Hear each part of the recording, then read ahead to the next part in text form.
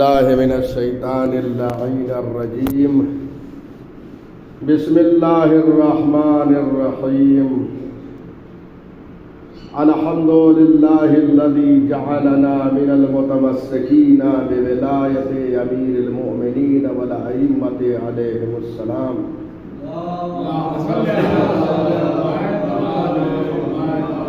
والصلاة والسلام على رسوله الكريم وآله الطيبين الطاهرين المعصومين المظلومين واللعن الدائم على أعدائهم أجمعين من يومنا هذا إلى قيام يوم الدين. أما بعد، ويسلك سبيلكم ويهتدي بهداكم ويحشر في زمرتكم ويكر في رجعتكم.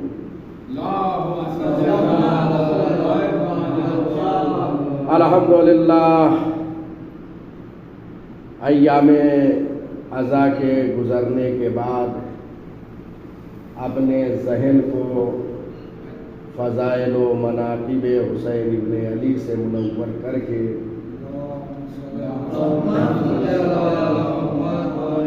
ایک بار آپ کی خدمت میں پھر حاضری کا شرف حاصل ہوا ہے تاکہ زیارت جامع کبیرہ کے سلسلے میں اپنی بحث کو آگے بڑھایا جا سکے.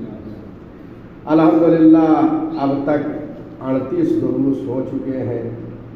اب یہ آخر میں چند دروس رہ گئے ہیں اور انشاءاللہ یہ بھی پائے تکمیل تک ہم پہنچا دیں گے. کوشش یہی ہے، اگر آپ حضرات کی جو ہے حمایت رہی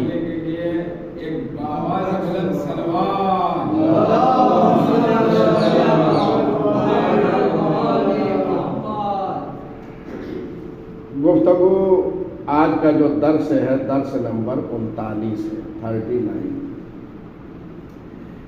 وَيَسْلُكُ سَبِيلَكُمْ. اس زیارت میں زائر جو ہے وہ ائمہ ہدی علیہم السلام کو خطاب کرتے ہوئے یہ جملہ کہہ رہا ہے کہ اے اللہ، مجھے ان کے راستے پر چلا. ائمہ ہدی علیہم السلام. وَيَسْلُكُ سَبِيلَكُمْ، یہاں معنی یہ ہے کہ اللہ جو ہے ہمیں آپ کے راستے پر چلائے. کیوں؟ اس لیے کہ ان کا راستہ جو ہے وہ برحق ہے اور وہ راستہ صراط مستقیم کہلاتا ہے، جس کو ہم روزانہ اپنی نمازوں میں سورہ حمد میں یہ پڑھتے ہیں، اہدنا الصراط المستقیم. پروردگارا ہم کو صراط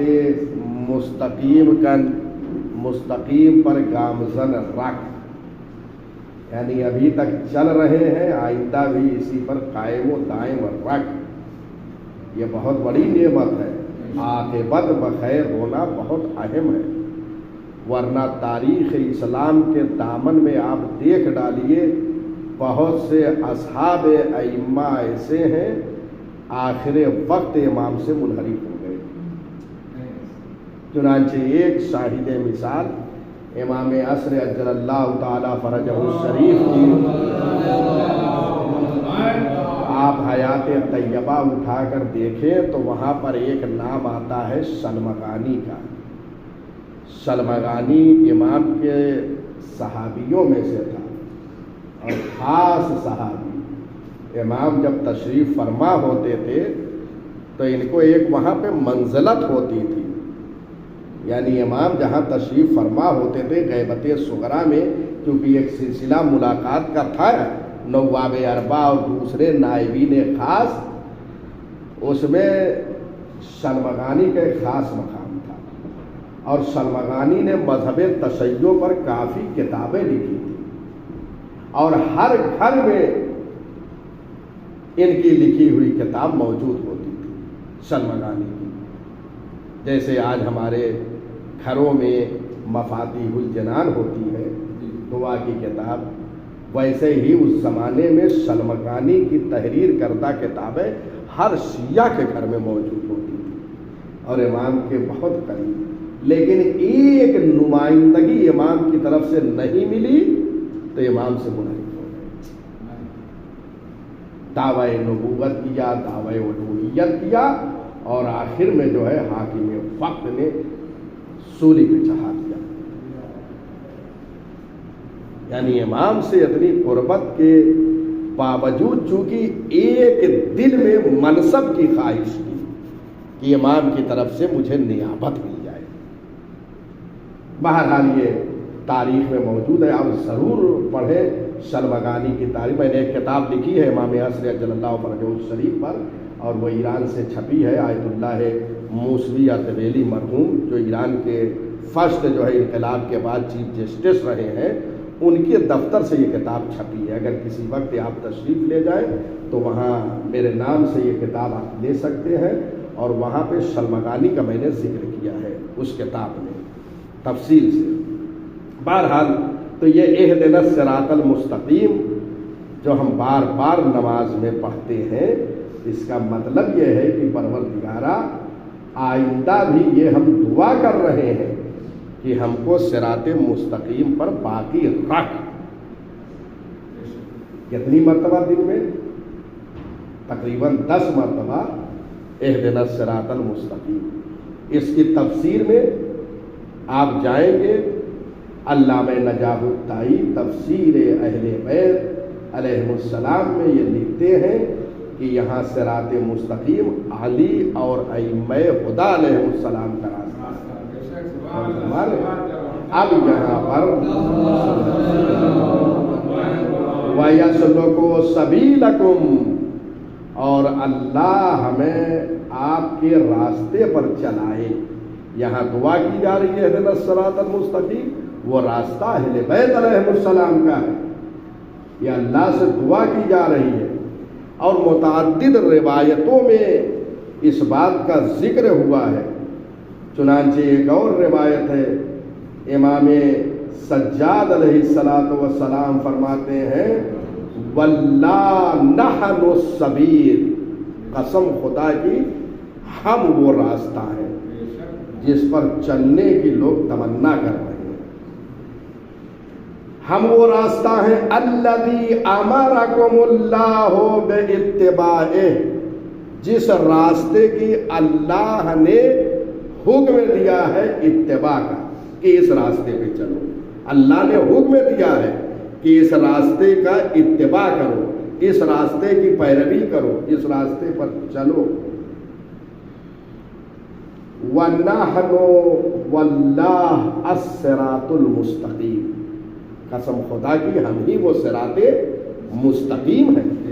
ملاحظہ فرما رہے ہیں، ایک زائر جب کسی مزار پر حاضر ہوتا ہے، میں نے عرض کیا کہ یہ زیارت جامع کبیرہ ہر امام کے مزار پہ آپ پڑھیں، جامعہ اسی لیے کہا جاتا ہے کہ آپ ہر امام کے روضہ اقدس میں جا کے پڑھ سکتے ہیں، اور پڑھنا چاہیے، اس لیے کہ امام شناسی کا جو درس یہاں ہے وہ آپ کو کہیں نہیں ملے گا۔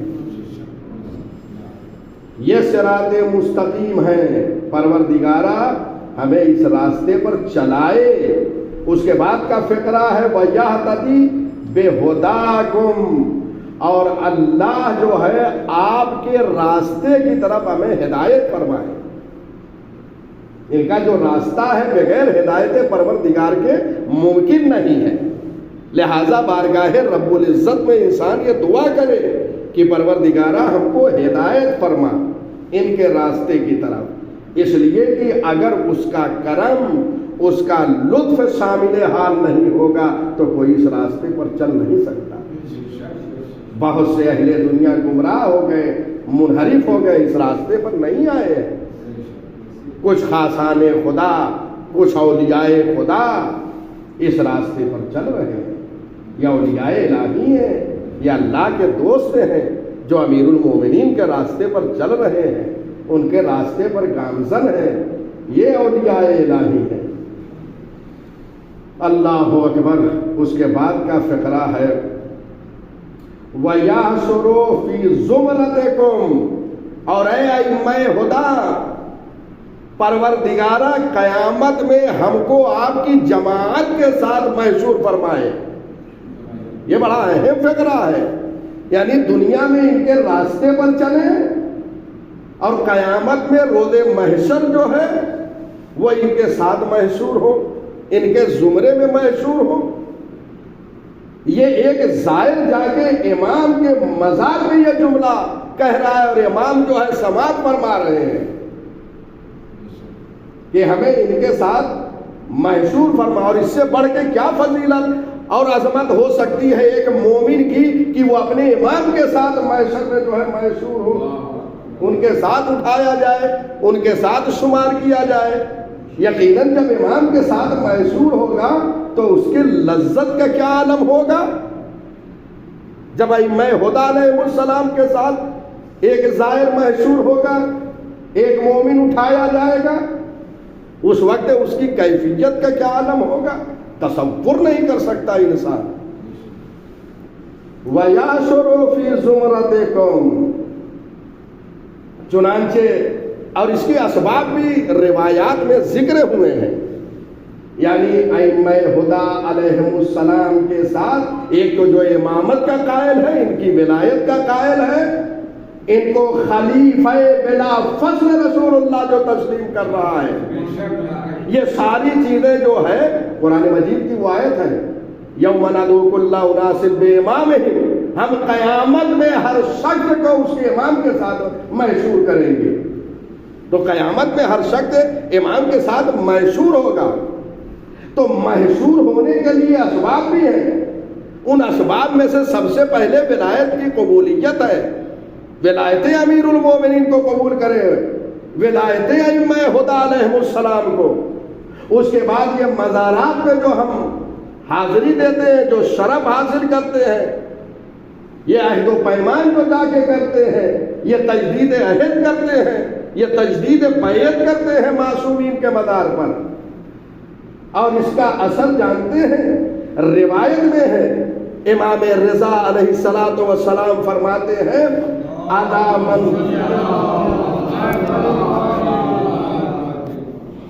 الا من زارنی فی غربتی حشرا فی زمرتنا. آگاہ ہو جاؤ. اللہ کا معنی ہے آگاہی کے. آگاہ ہو جاؤ. من زارنی، جس نے میری زیارت کیا، فی غربتی، میری غربت میں، مسافرت میں، حشرا فی زمرتنا، وہ قیامت کے دن ہمارے ساتھ محشور ہوگا. دیکھ رہے ہیں امام رضا علیہ السلام کی زیارت کا ثواب. ایک زائر جب جائے گا امام کے مزار اقدس پر حاضری دے گا تو اس حاضری کا سبب یہ ہوگا کہ وہ قیامت میں امام کے ساتھ محشور ہوگا. وَجُعِلَ، اس کے بعد کا فقرہ، وَجُعِلَ فِي الدَّرَجَاتِ الْعُلْيَا مِنَ الْجَنَّةِ رَفِيقُنَا، اور وہ جنت میں بلند مقام پہ ہمارا رفیق ہوگا، ہمارا دوست ہوگا.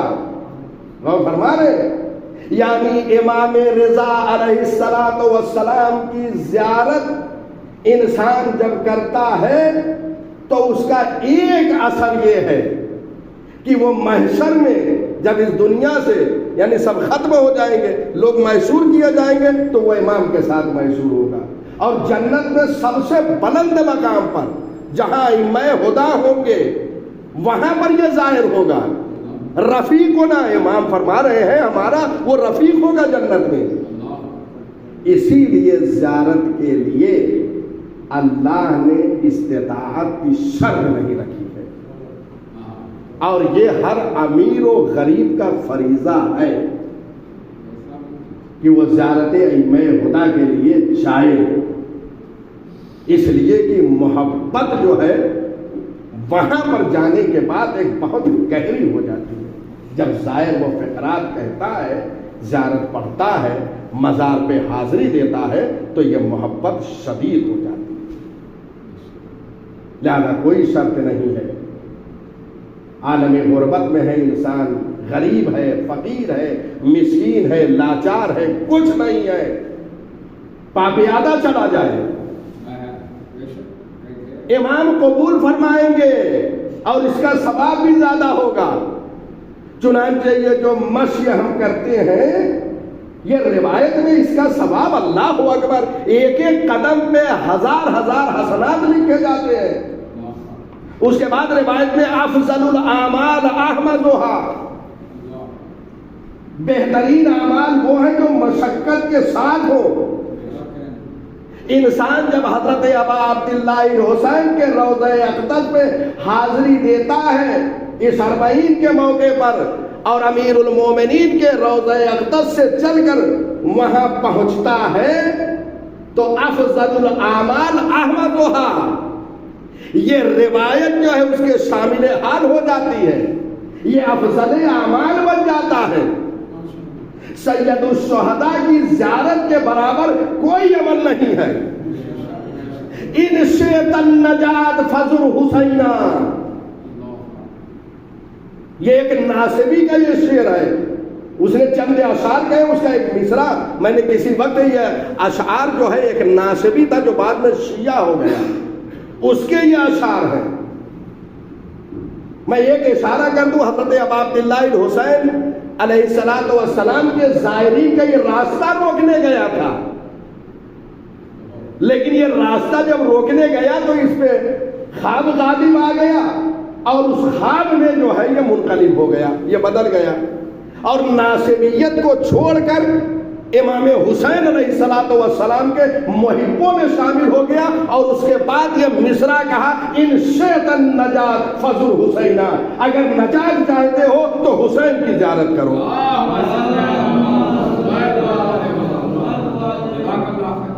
یہ اس کا شعر ہے۔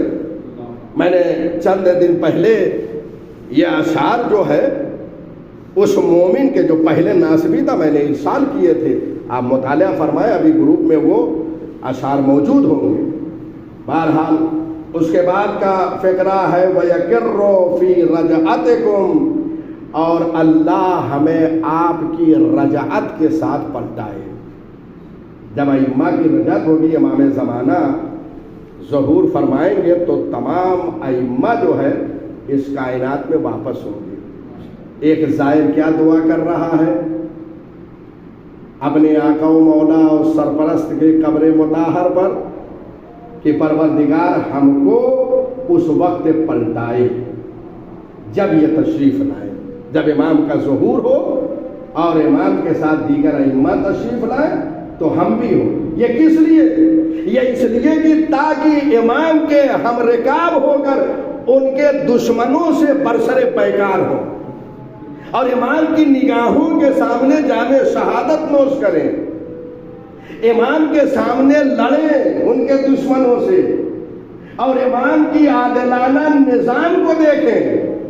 اس لیے کہ ایک مومن امام کی حکومت میں لذت حاصل کرے گا، ہر طرف عدل کا بول بالا ہوگا، ظلم و ستم کی بساط کو لپیٹ دیا جائے گا، کہیں ظلم نہیں ہوگا۔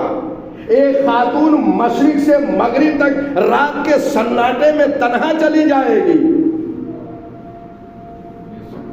شیر اور بکری ایک جگہ ہو کر پانی پئیں گے، امن کا یہ عالم ہوگا۔ یہ امام کے نظام عادلانہ میں اے کاش یہی حکومتیں ائمہ کے زمانے میں ہوتی جو حکومتیں غصب کر لی گئیں، تو ساری چیزیں یہ پہلے ہو جاتی جو امام عصر کے زمانے میں ہونے والی ہے، چونکہ یہ حق حکومت جو ہے وہ معصومین کا ہے، اس لیے کہ اللہ کی یہ سلطنت ہے، اور اللہ نے روئے زمین کا جو مالک بنایا ہے وہ ائمہ ہدی علیہ السلام کو بنایا ہے، لہذا حق حکومت ائمہ ہدی علیہ السلام کو ہے۔ رجعت کے حوالے سے میں نے پہلے بھی گفتگو کیا تھا، اور اس سے قبل میں نے ایک آرٹیکل بھی لکھا ہے رجعت کے حوالے سے، اور رجعت واقع ممکن ہے یا نہیں، قرآن مجید سے اس کو ثابت کیا ہے، کیونکہ ہمارے برادران اہل سنت جو ہے وہ رجعت کو نہیں تسلیم کرتے ہیں، یہ شیعوں کا خاصہ ہے۔ شیعہ اس عقیدے پر ہیں کہ رجعت، میں نے قرآن مجید کی آیتوں سے ثابت کیا ہے رجعت کو، قیامت سے بہت ساری ادلہ، اس کے بعد فلاسفہ کے اقوال سے ثابت کیا ہے، ساری چیزیں میں نے وہاں پیش کیا ہے۔ اگر آپ مطالعہ فرمائیں تو یہ چیز ممکن ہے، محال نہیں ہے۔ اور فلاسفہ کہتے ہیں اَدَلُّ الدَّلِيلَ عَلَىٰ إِمْكَانِ الشَّيْءِ وَقُوعُهُ، کسی شے کے اوپر اگر بہترین دلیل چاہتے ہو تو یہ دیکھو کہ وہ چیز خارج میں واقع ہوئی ہے یا نہیں ہے۔ اگر خارج میں واقع ہوئی ہے تو وہ چیز ممکن ہے، یعنی اگر رجعت سے پہلے کوئی ایسا واقعہ رونما ہوا ہے تو رجعت ممکن ہے۔ چنانچہ جناب ابراہیم علیہ السلام کے زمانے میں وہ پرندے جو ہے ٹکڑے ٹکڑے کر دینے کے بعد جو ہے واپس آپس میں آ کے مل گئے اور زندہ ہو گئے، یہ اس بات کی دلیل ہے کہ رجعت ممکن ہے۔ اور جناب عزیر پیغمبر کو اللہ نے دوبارہ حیات دیا ہے، لہذا اس بات کی دلیل ہے کہ رجعت ممکن ہے۔ اچھا، تمام عالم اسلام کا قیامت پر اعتقاد ہے یا نہیں ہے؟ تو قیامت میں کیا ہونے والا ہے؟ عالم اسلام سے یہ سوال ہے۔ قیامت میں ساری انسانیت اٹھائی جائے گی، سارے انسان محشور کیے جائیں گے، لوگ قبروں سے آئیں گے۔ تو جو چیز قیامت میں ممکن ہے وہ قیامت سے پہلے ظہور امام کے وقت کیوں نہیں ممکن ہے؟ جب وہاں ہو سکتی ہے، قیامت میں لوگ آ سکتے ہیں، تو وہی عقیدہ ظہور امام کے وقت ہے، یہ بھی ممکن ہے۔ بہرحال آپ مطالعہ فرمائیں، بہت اہم وہ آرٹیکل ہے جو تک تحریر کیا ہے۔ وَيُمَلَّكُ فِي دَوْلَتِكُمْ، اور آپ کی حکومت میں اللہ ہمیں عہدہ اور منصب عنایت کرے۔ یعنی ایک زائر امام کو خطاب کر کے یہ کہہ رہا ہے کہ مولا جب آپ تشریف لائیں، آپ کا ظہور ہو، تو اس ظہور میں ہمیں کوئی عہدہ کوئی منصب ملے۔ یہ کیوں تمنا ہے؟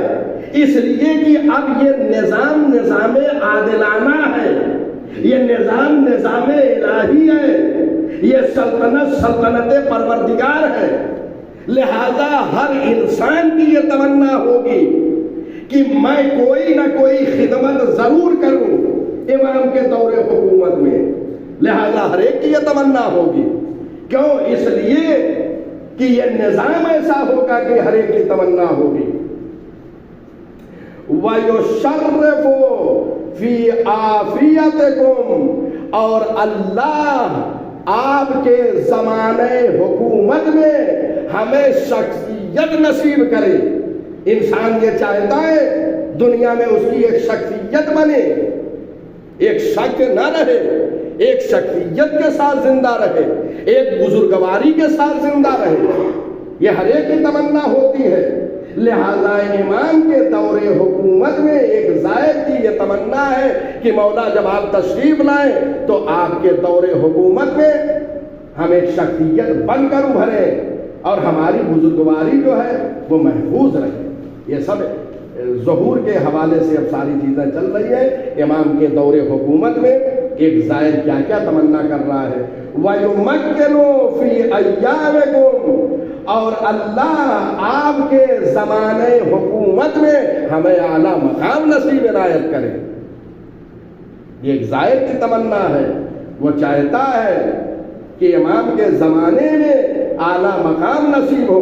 اس سے پہلے ایک لفظ آیا ہے وَيُمَلِّكُ، اللہ ہمیں عہدہ دے۔ پھر دوسرا فکر ہے وَيُمَكِّنُ، اللہ جو ہے ہمیں اعلیٰ مقام عنایت کرے۔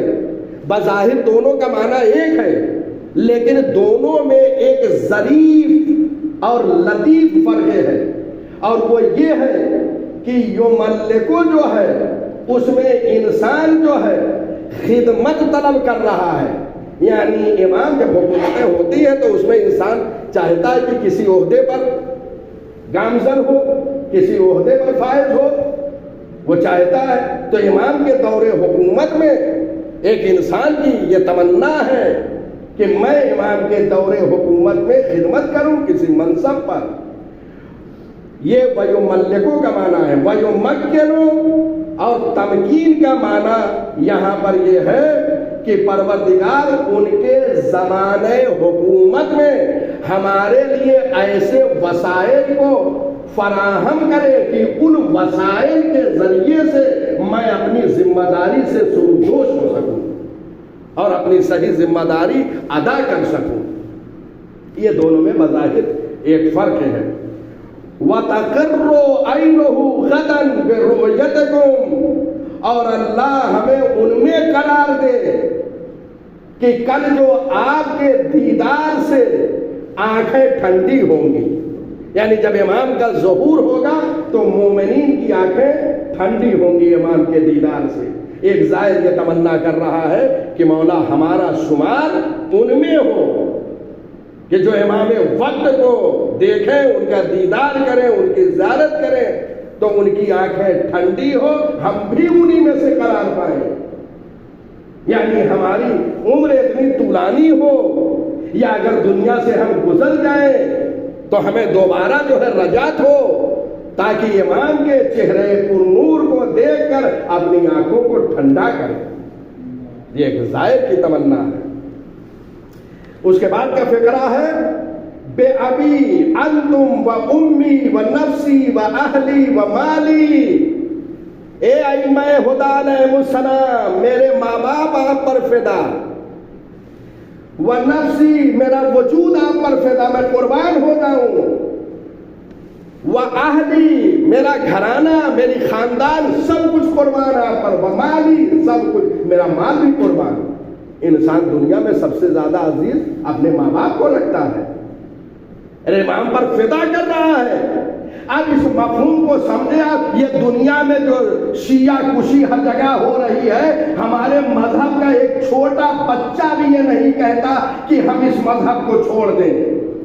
کیوں؟ اس لیے امام سے عہد و پیمان یہ ہو چکا ہے بے ابی انتم و امی، میرے ماں باپ آپ پہ قربان ہو جائیں. آج قربانیاں ہو رہی، کوئی مذہب سے برگشتہ نہیں ہو رہا ہے، بلکہ جتنی قربانیاں ہو رہی ہیں شیعہ مذہب اس خون کے ذریعے سے مضبوط ہوتا جا رہا ہے. اور اس کی دلیل یہ ہے کہ آپ افریقہ سے دیکھیے اور وہاں سے یورپ کی دنیا تک پہنچ جائیے، آج نہ جانے کتنے لوگ عرب کی دنیا میں، ابھی دیکھیے بہت سارے لوگوں کو میں نے کلمہ پڑھتے ہوئے دیکھا ہے ولایت کا. ابھی تازہ مصر میں ایک بزرگ عالم دین اہل سنت وہ شیعہ ہو گئے ہیں. ابھی زیادہ زمانے کی، اس سے قبل شیخ حسن شہادے جو ہے ان کی شہادت ہوئی، وہ اہل سنت عالم دین تھے، بعد میں انہوں نے ولایت کا کلمہ پڑھا. یہ ہماری شہادت رنگ لا رہی ہے. یہ سمجھ رہے ہیں ہمیں قتل کر کے ختم کر دیں گے، لیکن جتنی شہادتیں ہو رہی ہیں ان خون کے ذریعے سے اللہ مذہب تشیع کی آبیاری کر رہا ہے، اور مذہب تشیع جو ہے دن بدن محکم اور مضبوط ہوتا چلا جا رہا ہے. آج مسیح میں دیکھیے نہ جانے کتنے ممالک کے غیر مسلم سفراء شریک ہوئے تھے. ساری چیزیں آپ نے دیکھی ہوگی. کتنے نان مسلم مسیح میں شریک تھے. یہ امام حسین علیہ السلام سے ایک محبت ہے کہ ابھی اس راستے پہ آ رہے ہیں اور بعد میں جب وہاں مشرف ہوں گے تو یہاں سے دل میں ایک نئی امنگ لے کر جائیں گے، تحقیق کریں گے، جستجو کریں گے، ریسرچ کریں گے اور اس کے بعد مذہب تشیع کو قبول کر لیں گے. یہ جناب زینب نے جو بنیاد رکھی ہے اربعین حسین کی، ایک فلسفہ ہے.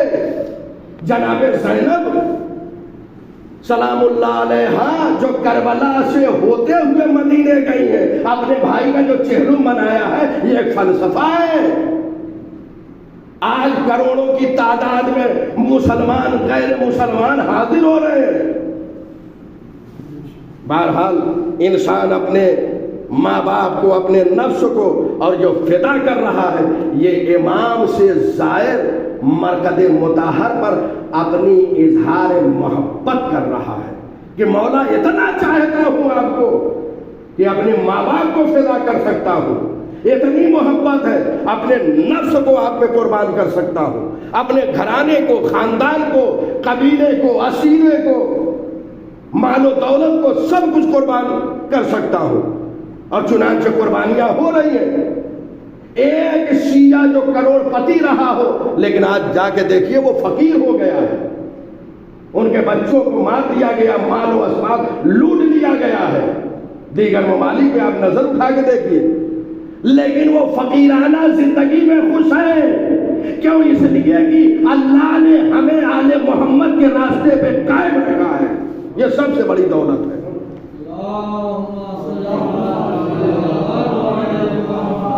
وَمَنْ وَحَدَهُ قَبْلَ عَنْكُمْ، اور جو اس کو ایک مانتا ہے اللہ کو، اس نے گویا اہل بیت کو قبول کیا ہے۔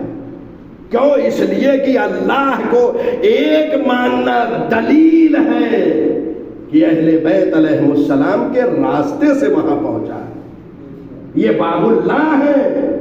اہل بیت علیہ السلام اللہ تک پہنچنے کا دروازہ ہے، توحید مل ہی نہیں سکتی۔ اب آپ کہیں گے کہ بہت سے تو توحید تک پہنچ گئے ہیں لیکن اس دروازے سے آئے نہیں، تو ان کی توحید کیسی ہے بھی تو دیکھیے، کہ اللہ کو شب جمعہ نازل کروا رہے ہیں، تجسیم کے قائل ہو جا رہے ہیں، یہ ان کے یہاں ساری روایت ہے، یہ توحید وہ نہیں ہے۔ اگر اہل بیت کے راستے سے آئیں گے تو خالص توحید ملے گی۔ ان کو جو واحد مان رہا ہے، جو اللہ کو ایک مان رہا ہے، وہ اس راستے سے آیا ہے۔ وَمَنْ قَصَدَهُ تَوَجَّهَ بِكُمْ، اور جو اللہ کا قصد کرتا ہے پہلے وہ آپ کی جانب متوجہ ہوتا ہے۔ یعنی اللہ تک کیسے پہنچا جا سکتا ہے؟ وہاں پہنچنے کے لیے اہل بیت علیہ السلام کو وسیلہ بنایا جاتا ہے۔ لہذا ہم اپنی دعاؤں میں اللہ کی طرف متوجہ ہوتے ہیں، لیکن کس کے وسیلے سے؟ اہل بیت علیہ السلام سے۔ جو اللہ کا قصد کرتا ہے وہ ان کے ذریعے سے قصد کر رہا ہے۔ ملاحظہ فرما رہے ہیں، یہ سارے فقرات بہت اہم ہیں۔ اس کے بعد کا فقرہ ہے اللہ اکبر، موالی موالی لا احصی ثناءکم ولا ابلغ من المدح کنہکم ومن الوصف قدرکم۔ تمام کر رہا ہوں یہیں پہ گفتگو کو۔ میرے آقا و مولا، موالی جمع ہے مولا کی، یہاں مولا کے معنی آقا و سرپرست کے ہیں۔ اے میرے آقا و مولا، میں آپ کی ثنا کو، آپ کی مدح کو شمار نہیں کر سکتا، اتنے زیادہ آپ کے مناقب و فضائل ہیں کہ میں شمار نہیں کر سکتا۔ ایک زائر کہہ رہا ہے امام سے۔ اللہ اکبر۔ ولا ابلغ من المدح کنہکم، اور میں آپ کی حقیقت مدح تک نہیں پہنچ سکتا۔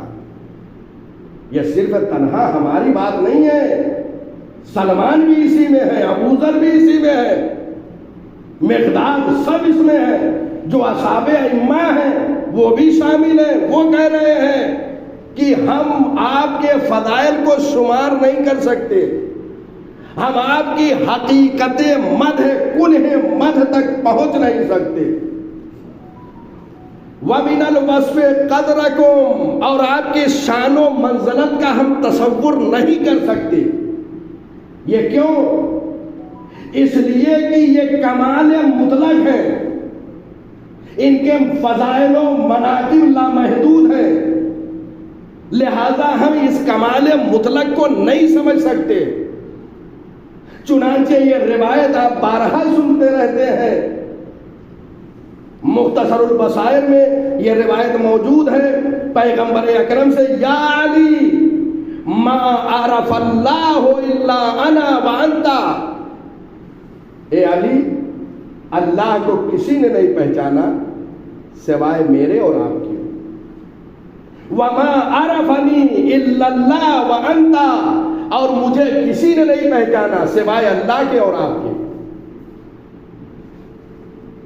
اس کے بعد وما عرفک الا اللہ وانا، اور اے علی آپ کو کسی نے نہیں پہچانا سوائے اللہ کے اور میرے. غور فرما رہے ہیں؟ یعنی امیر المومنین کمالات و فضائل کے اس منزل پہ قائم ہے کہ سوائے اللہ کے اور رسول کے کوئی سمجھ ہی نہیں سکتا ہے. تو جب سمجھ نہیں سکتا تو یقیناً ان کی ثنا کو کوئی شمار نہیں کر سکتا. ان کی مدح کی حقیقت تک، اور یہ عرض کر دوں، ایک مدح کی حقیقت تک نہیں پہنچ سکتا. جیسے ایک زمرد اور موتی آپ کو مل جائے تو آپ اس کی حقیقت کو، ایک موتی کی حقیقت کو نہیں سمجھ پا رہے ہیں کہ یہ کیسی ہے، اس کی قیمت کیا ہے، یہ کس منزل پر ہے. غور فرما رہے ہیں؟ اہل بیت علیہ السلام کی ایک مدح، اس کی حقیقت تک انسان نہیں پہنچ سکتا. تو جو سارے جو ہے مدح اور ہے، قدرت ہے، شجاعت ہے، علم ہے، حلم ہے، زہد ہے، تقویٰ ہے، بردباری ہے، یہ ساری چیزیں کون پہنچ سکتا ہے؟ سوائے اللہ کے اور رسول اللہ کے کوئی نہیں پہنچ سکتا. یہ سمجھ سکتے ہیں. ایک اور مقام پر امام رضا غریب عالم آل محمد علیہ الصلوۃ والسلام فرماتے ہیں: من ذا الذی یبلغ معرفت الامام، کون ہے جو امام کی معرفت حاصل کر سکتا ہے؟ یہ سوالیہ جملہ ہے، کون ہے؟ اس کا مطلب یہ ہے کہ امام کو کوئی پہچان نہیں سکتا. اس کے بعد کا فقرہ ہے: او یمکنو اختیارہ، اور کون ہے ایسا جو امام کو منتخب کر لے. اور فرمائے یعنی امام اس بلندی کا نام ہے کہ کائنات میں کوئی فرد بشر انتخاب نہیں کر سکتا. امام نے اس مطلب کی طرف اشارہ فرمایا ہے کہ امامت اس منزلت کا نام ہے کہ سوائے اللہ کے اور رسول کے کوئی تقرر نہیں کر سکتا. اس لیے کہ منزلت امام سے جو ناواقف ہو وہ کیا امام کا تعین کرے گا، اور اگر تعین بھی کر لے گیا تو اپنے جیسا کرے گا، اللہ والا امام نہیں لائے گا. یہ لمحہ فکریہ ہے، اپنے جیسا لائے گا. کیوں؟ اس لیے کہ امام کی جو منزلت ہے وہ فہم بشر اور ادراک بشر سے ماورا ہے. اس کے بعد ایک فقرہ امام فرماتے ہیں: وَتَاحَتِ الْعُقُولُ، عقلیں عاجز ہیں معرفت امام سے. یہ عقلیں معرفت امام تک نہیں پہنچ سکتی. تو جب نہیں پہنچ سکتی تو نہ ان کی مدح تک پہنچ سکتی ہے، نہ ان کی ثنا کو شمار کر سکتی ہے، اور نہ ان کے قدر و منزلت کو جان سکتی ہے. بھائی تو مختصر ہم ذکر کر رہے ہیں، ورنہ وہ کمالات کہاں آئے ہیں. اور یہ بھی معجزے سے کم نہیں ہوئے کہ جہاں 200 سال بنی امیہ اور بنی عباس کی حکومت رہی ہو، جہاں سب نے فضائل کو اخفا کرنے کی کوشش کیا ہے، اور نہ یہ کہ اخفا کیا گیا بلکہ خدا کی قسم تاریخ خون کی آنسو ہوتی ہے. جائیے آپ تاریخ میں دیکھیے کہ یہاں پر بنی امیہ کے زمانے میں حدیثوں کی فیکٹری تھی، حدیثیں گڑھی جاتی تھی، اور ان حدیثوں کو اہل بیت کے مقابل میں حدیثوں کو گڑھی جاتی تھی، اور ان حدیثوں کو گھروں میں کنیزوں کو حفظ کراتے تھے. اور اس کے بعد مکتب جو ہوتے تھے جہاں بچے پڑھتے تھے ان کو یہ حدیثیں یاد کرائی جاتی تھی. ایسے ماحول میں گزر کر 200 سال بعد اگر امیر المومنین اور ان کی اولاد طیبہ کے فضائل و مناقب ہر جگہ عام ہے تو یہ کسی معجزے سے کم نہیں ہے. ورنہ جہاں